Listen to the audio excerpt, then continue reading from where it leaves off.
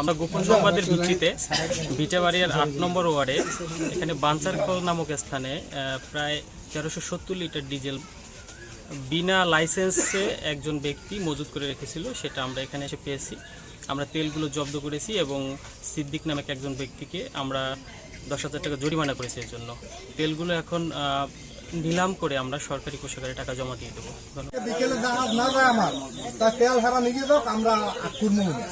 যদি কালকে বিকেলে 2টা জাহাজ আমরা গাড়ি না যায়, 2টা কালকে লাগলো সুপনির সাথে কথা বলো।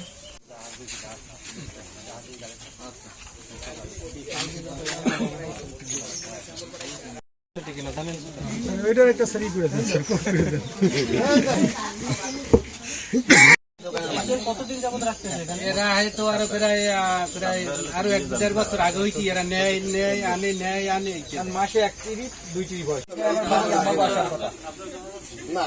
আমি ওই ম্যানেজার এখন এই একটা মাল আর গুলায় নামবে, সবগুলো নামবে।